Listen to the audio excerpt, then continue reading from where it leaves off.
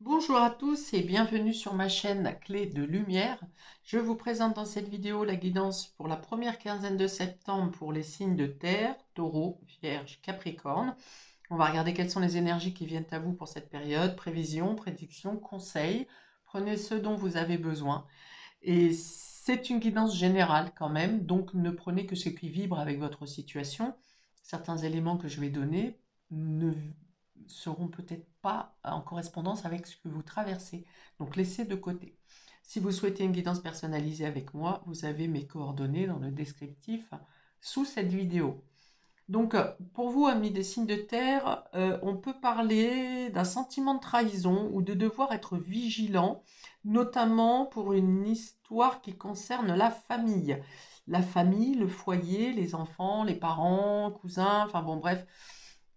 Il y a une notion ici peut-être d'une déception ou de quelque chose qui ne se déroule pas comme vous le souhaitez et vous percevez quelque chose comme une trahison ou vous vous sentez observé. C'est possible aussi.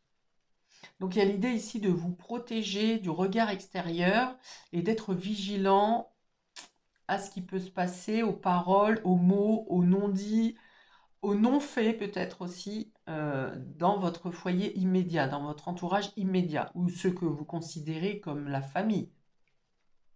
Donc les quatre cartes au milieu vont parler du domaine général enfin de tout domaine pour chacun des signes, pour tous les signes, et ensuite je préciserai pour chacun d'entre vous.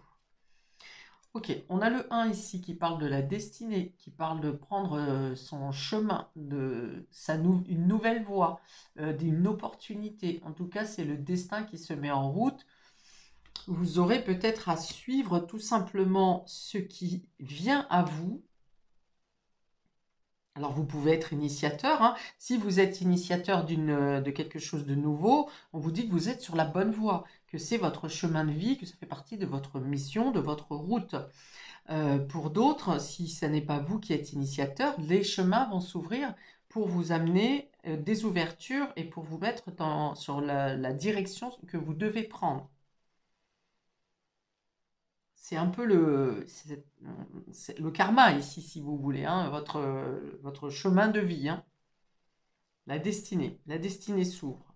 Ok, ensuite on a le feu qui est tombé inversé. Donc le feu, c'est les discordes, c'est le fait de trouver de devoir faire front, peut-être pour défendre vos idées. Et le fait qu'elle soit tombée inversée, ça veut dire que soit vous ne défendez pas assez vos idées, soit on vous demande de ne pas être dans le conflit, justement, de ne pas rentrer dans les conflits, de ne pas lutter là où vous savez que il n'y a pas d'issue au final. Surtout au niveau verbal, hein, ici, hein. Ça peut être aussi, on peut parler d'action. D'action, à ce moment-là, on va vous dire de ne pas être dans l'impulsivité, d'être dans le... Les choses doivent être fluides pour vous, pour cette période, avec cette carte de la destinée, cette clé. Ça veut dire que où il y a des conflits, c'est que c'est pas par là qu'on doit aller. Ça doit être fluide. Peut-être que vous souhaitez vous rendre dans une direction ou que vous voulez défendre une opinion. On vous dit ce n'est pas la peine, voilà, il n'a pas la nécessité d'être dans la lutte sur cette quinzaine. Les choses s'ouvrent d'elles-mêmes. Il y a peut-être l'idée de mettre fin à un conflit aussi, à un désaccord. Ça vient me parler ici de négociation, pardon, j'ai une petite pastille dans la bouche, ça vient me parler de négociation stérile, c'est-à-dire que là où vous devez vous battre pour défendre vos opinions, c'est que les personnes en face de vous n'ont pas à entendre votre opinion, puisqu'ils ne l'entendront pas dans tous les cas. Donc sortir du conflit, sortir du fait de devoir débattre, parce que c'est stérile. Et si tel est le cas, les choses vont s'ouvrir pour que ça soit, pour vous donner une issue qui n'est pas conflictuelle. Ok, de nouveau, le hasard. Le hasard, c'est aussi la destinée. C'est la roue de fortune dans le tarot qui vient renverser une situation de manière positive et favorable pour vous.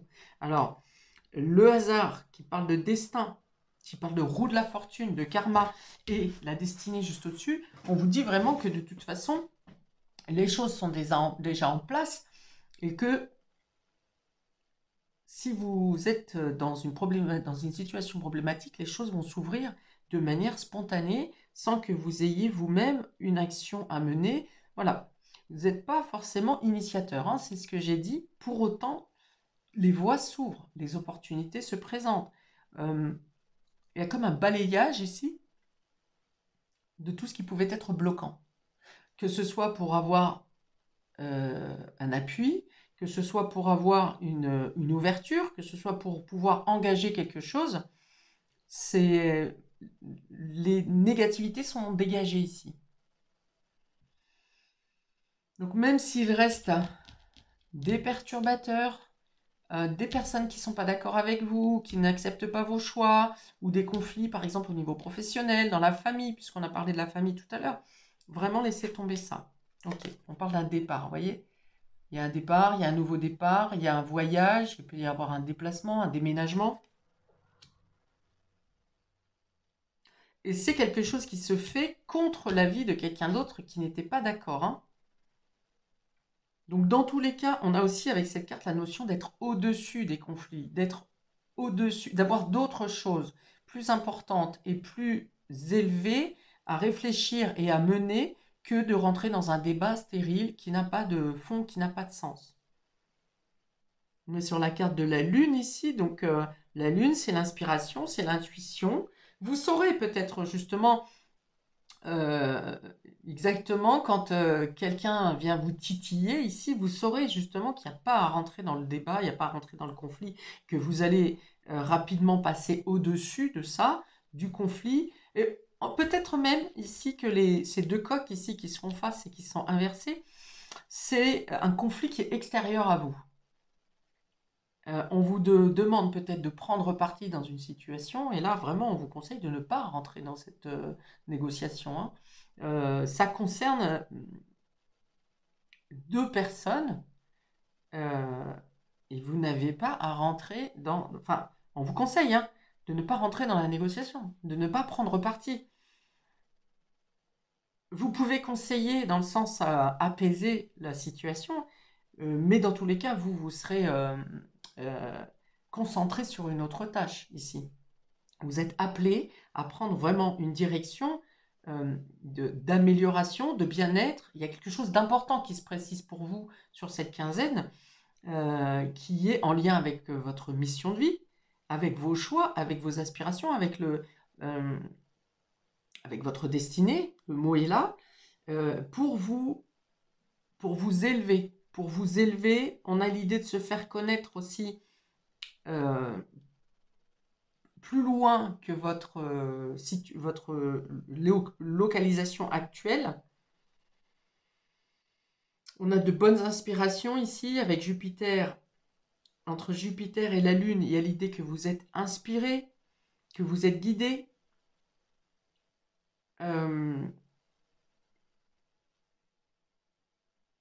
Que vous prenez votre envol aussi, hein, que vous prenez votre envol, une élévation. Il y a un litige financier qui peut être réglé ici également, qui va se conclure, même si vous étiez en désaccord ou une personne était en désaccord pour régler ce litige. Qu'est-ce que je peux avoir d'autre?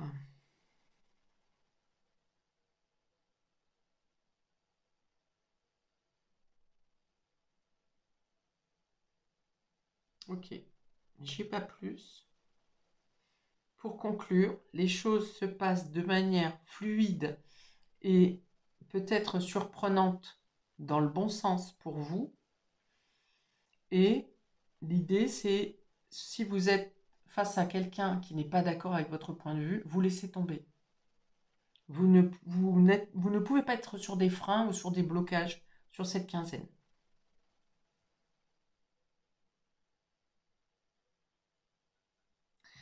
On peut être en désaccord, quelqu'un peut être en désaccord avec vous sur soit la voie que vous prenez, soit concernant un déplacement, un mouvement. Il y a une notion d'être en désaccord, mais vous restez sur votre position. On peut avoir une problématique pour un déplacement. Mais là encore, j'ai l'impression que ça ne vous concerne pas directement.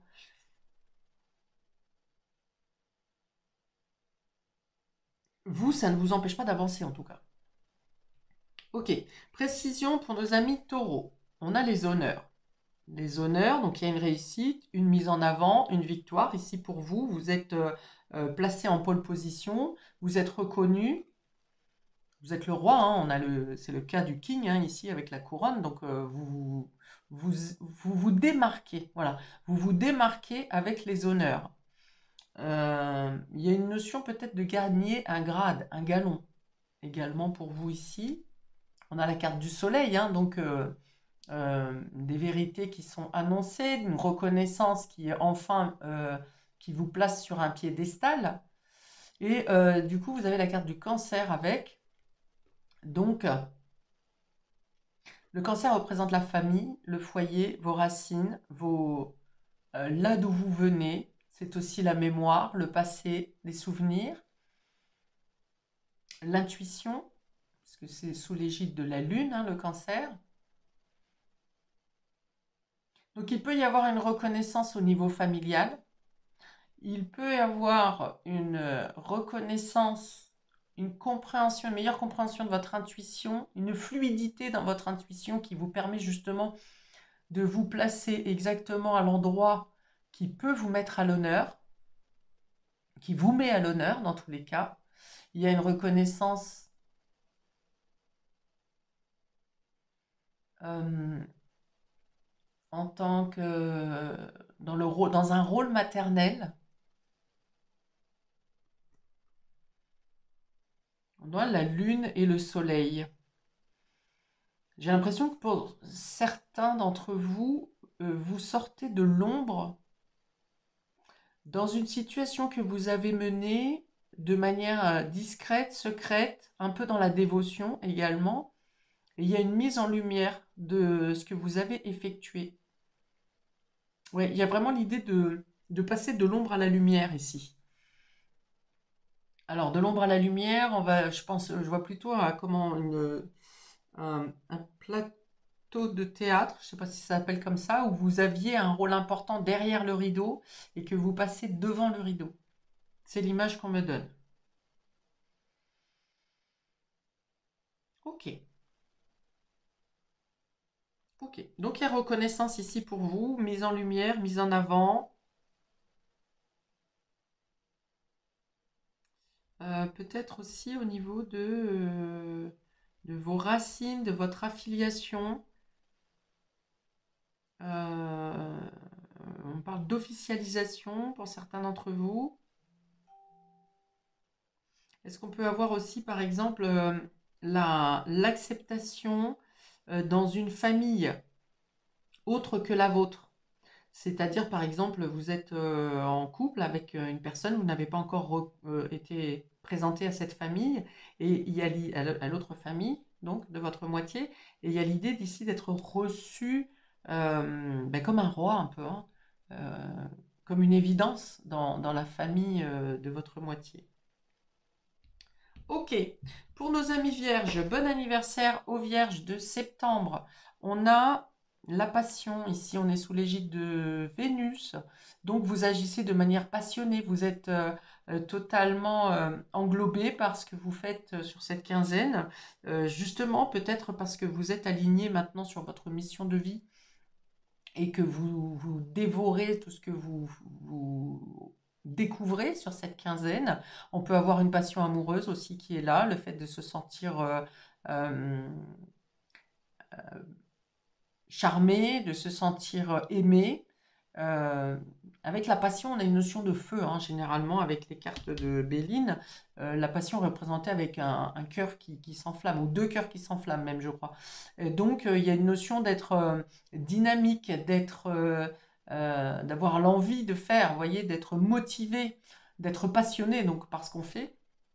Donc, une très belle carte ici. Et on a la ruine derrière. Donc, il y a peut-être un faux départ dans une situation pour vous sur cette quinzaine. Alors, la passion et la ruine, il y a peut-être l'idée d'avoir voulu aller trop vite dans une situation. On n'est pas forcément dans l'affectif, hein, ça peut, mais ça peut être aussi un investissement, par exemple, professionnel ou pour une activité, quelque chose comme ça. On s'emballe, on va vite, ça nous plaît, on est déterminé. Et puis finalement, avec la ruine, il peut y avoir une fatigue. Il peut y avoir le fait que quelque chose se fatigue plus vite que prévu ou que vous-même, vous aviez une forte ambition sur quelque chose et que finalement, ben, ça vous lâche un peu la passion, hein. Il y a quelque chose qui se déroule comme qui s'essouffle. Ça peut être une passion qui s'essouffle, quel que soit le domaine. Ça peut être aussi le fait de continuer à tenir dans une situation alors que c'est un peu compliqué à mettre en place, ça tient pas, quelque chose n'est pas tout à fait stable, mais vous continuez quand même avec la carte de Vénus et la passion, d'être motivé pour justement peut-être reconstruire ou construire différemment quelque chose qui n'était pas tout à fait, alors soit ne s'est pas déroulé comme ça devait, soit n'a pas eu la solidité que vous espériez. Voilà, vous adaptez par rapport à votre situation. Vous êtes nombreux à regarder ces vidéos et chacun de vous peut avoir une manière différente d'agir ou d'interagir par rapport à ces cartes. Dans tous les cas, si ruine il y a, c'est peut-être parce que vous insistez à tenir tête dans une situation ou envers une personne qui, dans tous les cas, ne suivra pas votre investissement, votre côté passionnel. Et que si vous lâchez prise, que vous continuez, vous investissez, pardon, vous mettez votre passion, votre côté fusionnel sur quelque chose qui est plus fluide, qui vous est plus destiné, dans ces cas-là, vous pourrez avancer sans lutte, en laissant peut-être certaines choses qui ne sont plus bonnes pour vous à l'arrière. Ok. Pour nos amis Capricorne, nous avons le Verseau qui parle de liberté, qui parle de communication, qui parle de collectif aussi, hein, de faire individuellement, mais au sein d'un groupe. Normalement, dans la maison 11, on est avec les projets, les amitiés, le cadre relationnel. Du coup, il y a beaucoup d'échanges, beaucoup de communication. Vous apprenez des autres et vous faites en fonction avec vos propres filtres au final. C'est une carte de libération, de liberté, d'indépendance pour vous ici Capricorne. Et on a, voilà, on a l'accident ici. Donc il y a quelque chose qui se termine ou quelque chose qui casse. Alors qu'est-ce qu'on va... Vous gagnez en indépendance suite à quelque chose, un incident ou un accident.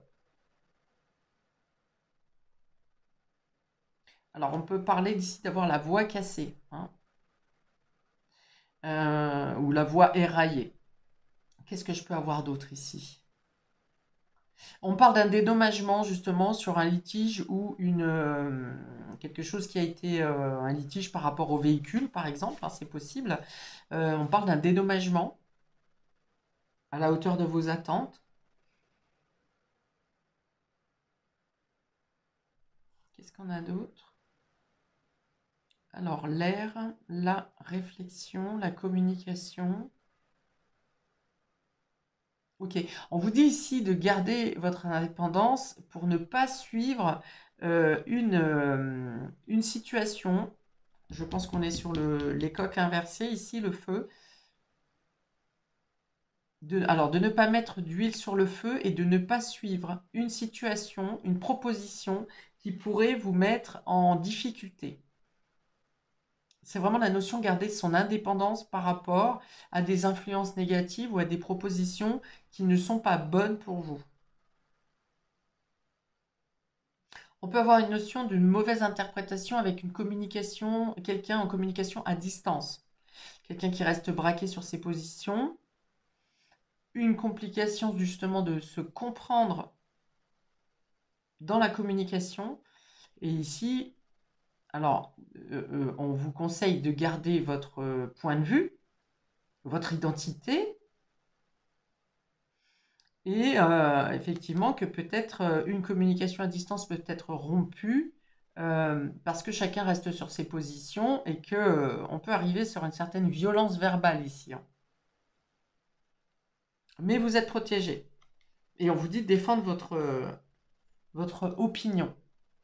Voilà, c'est ça. Très bien, je m'arrête ici pour vous, pour cette guidance de première quinzaine du mois, amis des signes de terre. Je vous invite à commenter parce que c'est comme ça que je me rends compte de quelle manière chacun d'entre vous vit les choses ou ressent les choses différemment. Vous êtes nombreux à regarder ces vidéos. Donc ce qui m'intéresse, c'est effectivement vos points de vue différents.